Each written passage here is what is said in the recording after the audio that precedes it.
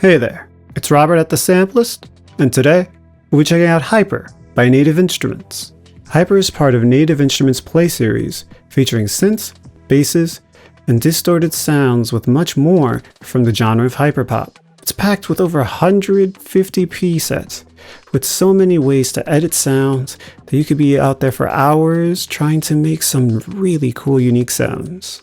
Currently, Hypr costs $49 US with a download size of 939 megabytes and can run on the free Kontakt player version 7.10 or higher.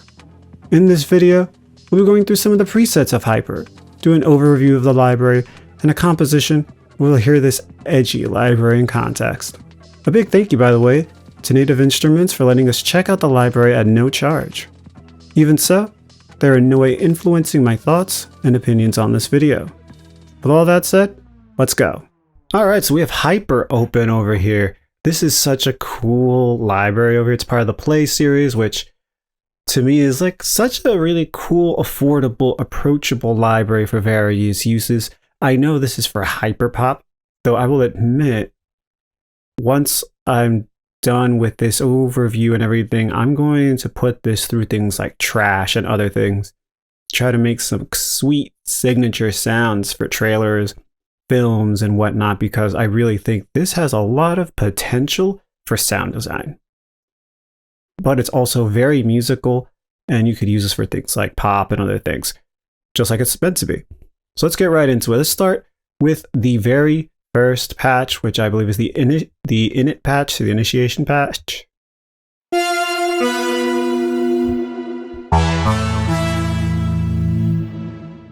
It's a nice sound to start. So let's just go down and do a number of these and I will come back.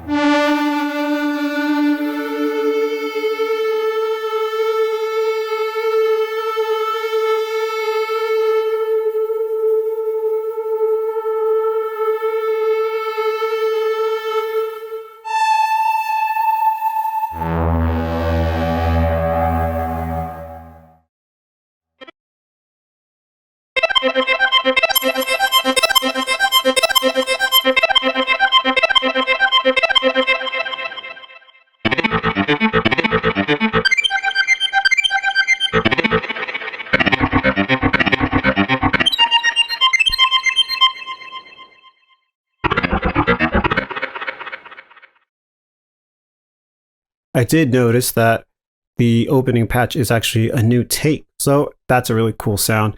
I think I'll use that for some nice leads down the line or some cool signature sound design, especially using the pitch bend and whatnot. All right, let's keep going. Also, I should say, this auto harp to me is a really cool sound for some nice high sweetening type of layers, especially in some optimistic type of writing. I think I'll be using this a lot and have it further back so it's something you feel and having that high end to give it some nice air. Really cool sound there.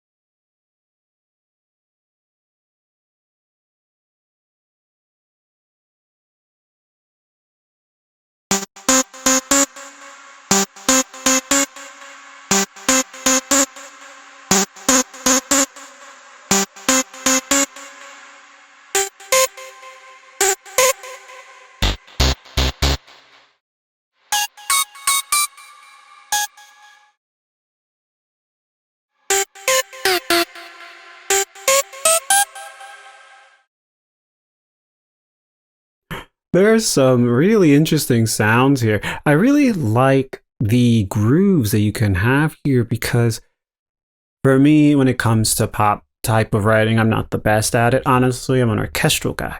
But hearing this, it really makes me think of cool ideas for my own type of writing, especially if I want to do some cool sound design type of track for trailers, or if I have to do my own pop track sometimes for a Lifetime movie, which I've had to do in the past, or like a Real One type movie and whatnot. Those types of movies, sometimes you'll be able to use other tracks that are already written. But for me, if I could write the track myself and get those royalties, libraries like this are very well worth it. So keep that in mind. If you're more of an orchestral person, something like this could be a really cool thing to have in your toolbox to write your own hip hop tracks and whatnot, or for some sound design purposes. Let's keep going. There's some really cool stuff here.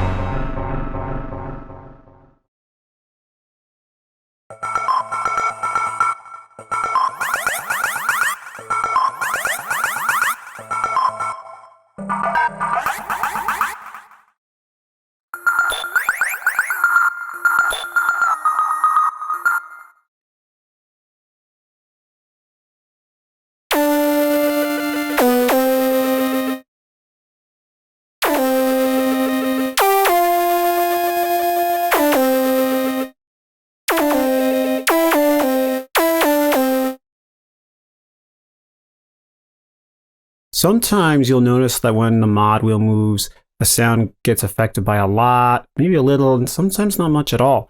So always experiment with the mod wheel with libraries like this to see what variation you can get from the sound as it is, because sometimes you could get a cool shift of variation, sometimes a cool balance in between if you go halfway and whatnot. So experiment with the mod wheel with libraries like this.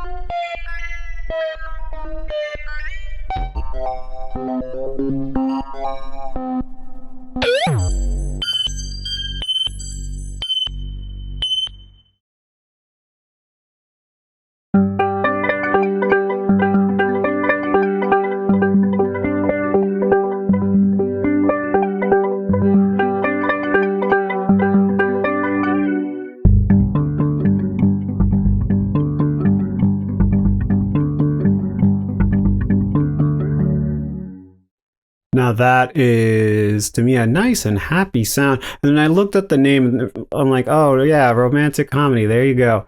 So if you have to do a rom-com and you have this is probably a cool sound to have playing, and with like some piano, doing some chords, some strings, sustaining, or some light tremolo. If there's like a nice romantic like moment that needs some lightness into it, this is a sweet sound. I did not expect to find this in a Hyperpop sample library, but here we are.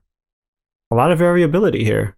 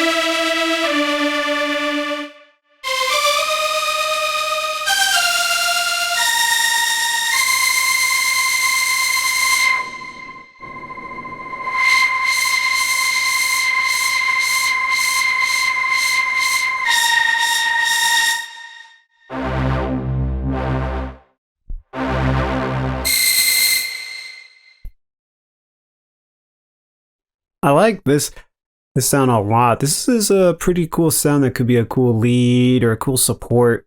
And I like the fact that I could use the mod wheel to really make a cool swell type of sound. Let's go through a few more of these.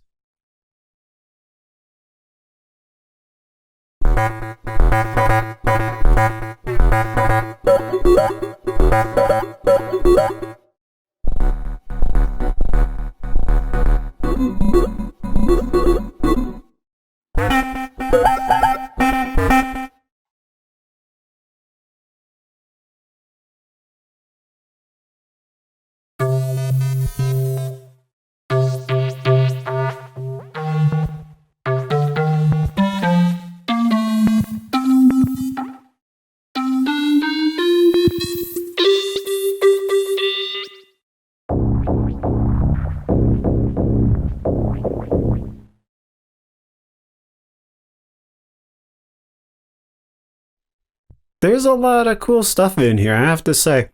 And the more I play around with this, the more I'm gonna find ways I could use this in my own, sometimes film scoring for various genres. Some thriller type sounds here. There's even some sounds that I could probably go into romantic comedy and stuff like that. So yeah, keep that in mind with this. This is some cool stuff. And you could also use this for some nice sound designy trailer tracks and whatnot. So yeah, I hope you like this part because there's some really cool stuff. Next, we'll go into the UI. All right, so let's have a look at the UI. So I really like how it looks from the get-go. It looks nice and clean, as it usually does with a lot of their Play series and other libraries. You have your two layers right here showing the waveforms, and you can turn them on or off by clicking the letters. Pressing the sound wave or the magnifying glass will take you to the browser here where you can choose all different layers, and there's a lot to choose from. You can also go through it one by one with the arrows over here. You also have your balance to go between A and B. Cutoff over here. A bite, which is like the bit crusher. You have your flare, your twin delay, which I really like a lot. Your attack, your release, the overall volume, and then you have this button right here, which is a randomizer, which you could use to make just some random sounds to see what you like or what's close to what you like so you can fine tune it and make a cool sound that way. Next, we have our different buttons over here. First, we go through the sound, and then you go under the hood for each layer where you can adjust so many different things here and there. Even the sound you can adjust through here. We also have this chain right here, and once you click that chain, when you do that, it will be more of like a global assignment in a way. So if I change this, it'll change it in the B layer. I think it was down here. Could be wrong. So you have your LFOs, your EDSRs over here, and then you can have different changes on the modulation. I'll just leave it on the mod wheel because that's what a lot of the sounds here are used to. Next, we have our effects, which you could toggle on and off over here, and you can toggle them individually on and off over here.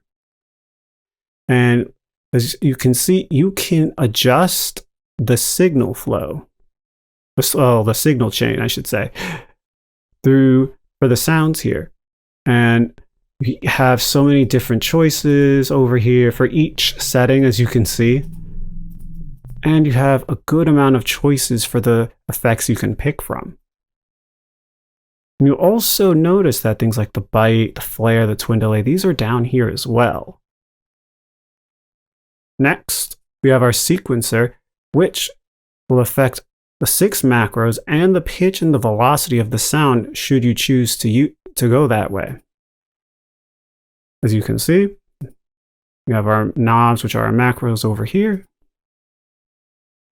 Let's play it with it off. Now with it on.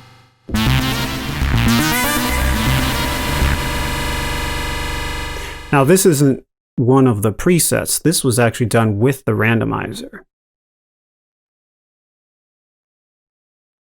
Next, we have our macros. This is me messing around with it. So you can choose the steps for the velocity curve there, which is very nice, which is more like the shifting. You can choose the maximum level here from this curve that you're going to use for each command here, each macro assignment. You also have the signal chain right here, which you could also adjust this way. Pretty easy. You can choose if you want this to be stepwise or more just straight flowing through. You can also choose different presets for this. It's kind of nice. And then you have this. So you can have 12 different assignments for these macros. So let's say for the flare. There's nothing assigned to the flare yet. So let's go to the FX here. Let's click this light here that's now blinking. It's now learning. Actually, sorry. We want the flare. My mistake. Well, since it's blinking for flare, which is good, we can now learn which macro we want to adjust here. Just click the voices. We can assign how much the flare is going to be moving around from this assignment that will be affected here.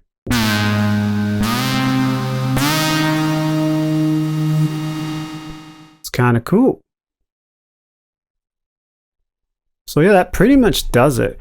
In this case, it's just the amount of voices so you might not notice too much, but it's in there. And I think that's a really cool feature to have. Yeah. That does it for the UI for the most part. However, here you have your ability to change the glides. You also can choose the sounds again through here. You can make things more a layer. You can have it be more legato here. You could also change the range for each key. So what you could do is have something like this, where one side's going to play a certain set of notes and the other side's going to, well, one side of the keyboard, I should say, is going to play a certain layer and the other side is going to play a different layer. You can also adjust the pitch bend for each layer, so you can have a different type of range for each. So if you want to have 2 layers to play individually, then you can have this set up and then have their own settings in there. So yeah, I really like this. There's a lot of flexibility. There's a lot of different ways to adjust the sound and make something unique. So next is the composition, where I really try to go out of my comfort zone. So I hope you like it.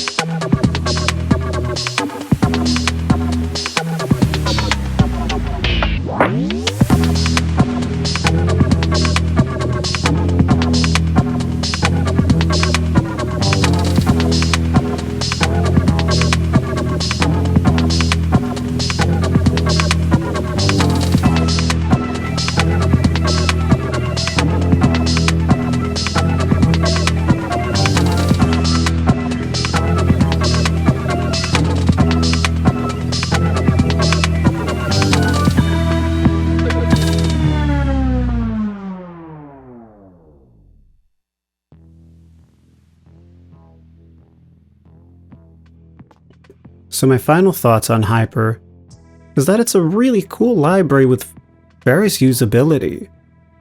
If you want that pop sound, hyperpop and whatnot, it'll get you there very easily.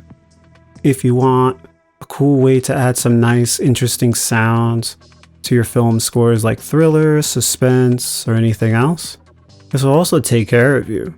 You can also make some cool signature sounds, mixing this with things like Trash or Guitar Rig or any other cool plugin that will help manipulate the sounds in various ways. I've seen a lot of composers make some really cool sounds from sources that you don't even think about, and I think this is a really cool base for a lot of that. So yeah, please like this video and subscribe to the Sampleist and let me know what you would use this library for, what you think of it and whatnot. So yeah, happy writing!